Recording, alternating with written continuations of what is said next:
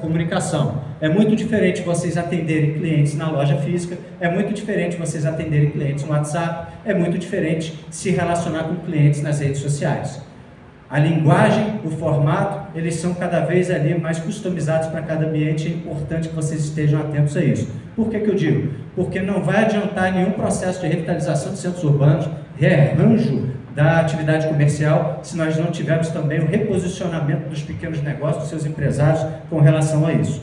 E aí, a gente traz aqui a tônica das parcerias público-privadas como cases de sucesso em diversas localidades a nível mundial, que vem realmente gerando bons exemplos, muitas ainda em processo de implementação, porque é um processo continuado, ele não é um processo de começo, meio e fim, mas um processo de revitalização, de rearranjo e de reutilização do espaço urbano, ele é um projeto de contínua aplicabilidade. E temos a certeza de que as parcerias realmente entre a gestão pública e as iniciativas privadas, elas realmente vão gerar bons resultados e frutos. Já vemos isso em exemplos sendo demonstrados, que seguem agora no próximo slide.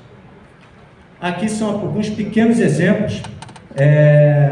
Jarbas nosso especialista do Sebrae em turismo, vai entrar agora já em seguida, mas aqui são pequenos exemplos. Aliás, desculpem, grandes exemplos, porque são metrópoles, são grandes cidades reconhecidas a nível mundial. Então não vamos aqui olhar pela ordem de grandeza, pela ótica de, meu Deus, o cara está falando de Chicago, o cara está falando de Londres, de Nova York.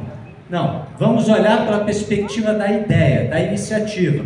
Então qual que é a ideia aqui?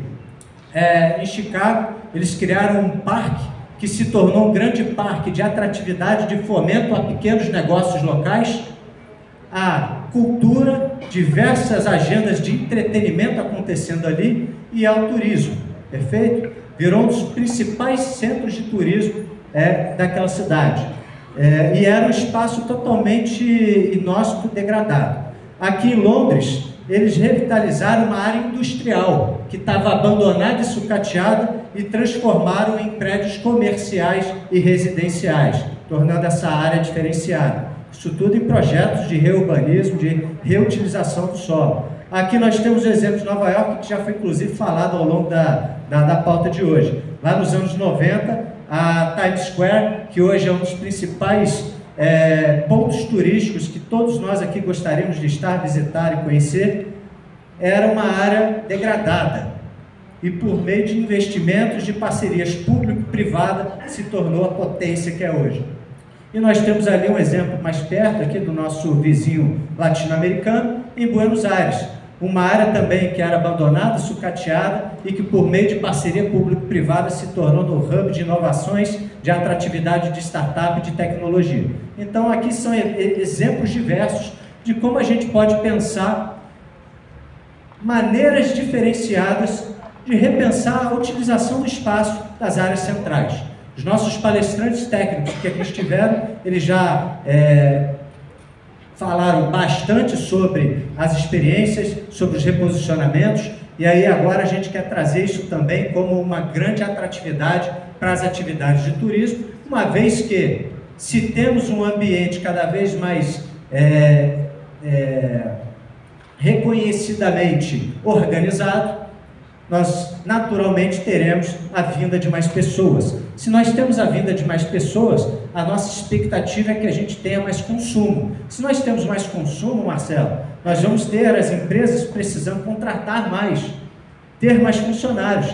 Se a gente tem mais funcionários, mais empresas, mais turismo, mais consumo, nós vamos ter o aumento da empregabilidade qualificada, porque esses negócios vão investir cada vez mais e vão ter ali ambientes diferenciados.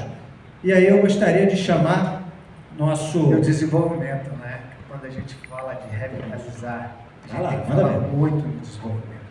Quando a gente fala todas as pautas hoje, desde a primeira até 2 minutos atrás, a gente está vendo o turismo como atividade econômica inserida na revitalização de centros históricos ou de prédios históricos. Todo mundo que esteve aqui, ele trouxe na pauta uma palavra chamada turismo. Por quê? Porque a gente está falando muito da atividade do turismo quando a gente fala na revitalização de espaços de centros históricos. Antes de começar a pauta, na hora do almoço, eu vi uma coisa muito interessante. Nossa cidade não tem muito acervo histórico. E as pessoas começam assim, eu pergunto, se a gente não conseguir preservar agora, o que vai ser daqui a 100 anos? Porque o prédio de 1960 vai ter, em 2060, 100 anos. Mas a gente não olha, porque é novo, é atual. Então a gente não vai olhar os centros históricos, porque ele não vai ficar antigo, ou porque a gente tem que preservar agora para a gente manter isso e trazer a sustentabilidade. Quando a gente vê um acervo, e isso tem uma coisa muito interessante, opa, eu acho que voltei. É o maior? Aqui a gente precisa disso, do impulso para a economia. A gente tem que pensar em todos os projetos aqui de retrofit, foi falado em sustentabilidade.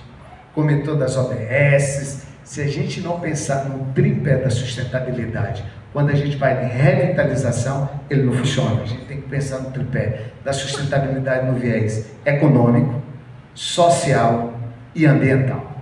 Não adianta mais a gente fazer um projeto e não pensar nisso. Quando a gente fala do impulso para a economia, a gente pensa em desenvolvimento econômico das áreas.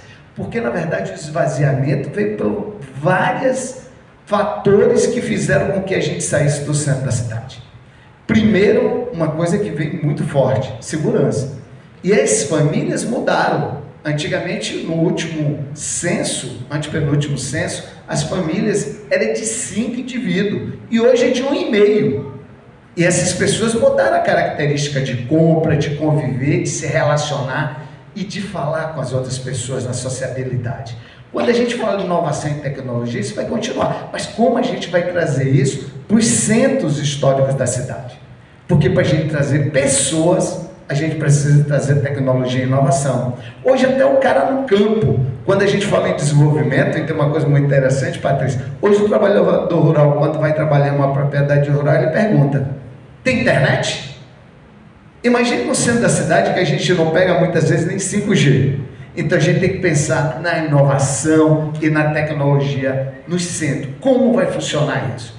E principalmente é o planejamento urbano integrado. A gente não tem mais como falar em revitalização sem pensar no deslocamento de pessoas nos centros. Se a gente está falando em geração de emprego, tem fluxo de pessoas. E se tem fluxo de pessoas, as pessoas têm que chegar até lá. A gente tem que pensar em todo o contexto. E o turista também tem que pensar dessa forma. Como a gente vai transportar o turista dentro do tecido urbano? Porque o tecido urbano, muitas vezes, eu estou no centro revitalizado, mas ele não tem um hotel. E o hotel está afastado dele. Vamos botar o centro de Campos e o Pelinca, ele é distante. E como é que o turista vai chegar até lá? Como ele vai poder deslocar no tecido urbano? Isso a gente tem que pensar muito bem, porque quando a gente fala uma coisa muito bem, a importância da revitalização. E a gente vê que a importância da revitalização ele acontece a partir da década de 90. E o primeiro grande projeto de revitalização do Brasil foi o Pelourinho, que vem através de um financiamento de turismo.